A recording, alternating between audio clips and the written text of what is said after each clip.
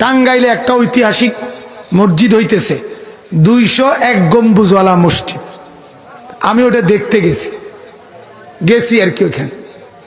তো অনেকক্ষণ, আমি প্রায় 1.5-2 ঘন্টা এটা দেখছি।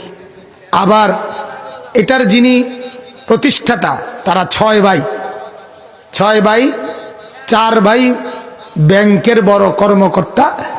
তো ওনাদের একজন মোতাওয়াল্লি, তত্ত্বাবধায়ক ওইখানে সারাক্ষণ থাকে, এই মসজিদটার সামনে ঢুকতেই বসে থাকে।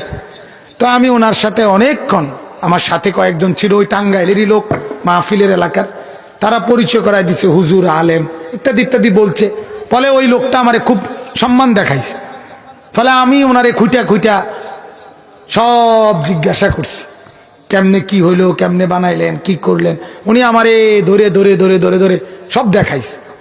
এখানে একটা জিনিস উনি বলছে, যেই টাইলসগুলো এটার, এবং এটার মধ্যে মার্বেল পাথর, ছোট ছোট ছোট ছোট পাথর, কুটি কুটি পাথর, এখনো প্রথম তলার কাজ চলতেছে, দোতলার অনেক কাজ বাকি। এই পর্যন্ত 300 কোটি টাকা ব্যয় হয়েছে, ঠিক হয়েছে।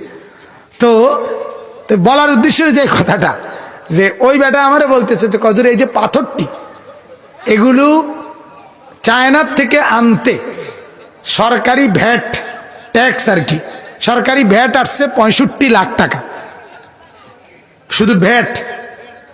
কি পরিমাণ মাল এটি আনছে চায়না। তো উনি বললো একটা কথা, যে হুজুর, আমরা চায়না গেছি সরাসরি, গিয়া ওইখানে কোম্পানির সাথে এই চুক্তিতে কাগজে ডিড করে, এই চুক্তিনামা করে এগুলো আনছি, যে এই মালগুলো মানে এই পাথরগুলো শুধু আমগরেই আপনারা বানায় দিবেন। এটা বানানোর পর এই ডায়াস মানে এটা, এই ফর্মা নষ্ট করে দিতে হবে। অর্থাৎ এইটার কেউ দিতে পারতেন না, পৃথিবীর কোথাও না। এত বালা দিয়েন, এত উন্নত ডিজাইন দিয়েন, অন্য কিছু দিয়েন, কিন্তু এইটা আর কাউরে দিতে পারতেন না। এই কথার উপরে চুক্তি করে এরপরে আমরা এগুলো আনছি। তাই বললাম, এটা কেন করলেন? কয় যাতে করে আমাদের এটা একটা নতুন আনকমন সবসময় থাকে। আমি যাক ভাই, আপনাকে বুঝ, হ্যাঁ, এত কিছু আর নিরুৎসাহিত করি নাই, কারণ মসজিদে তো করতেছে।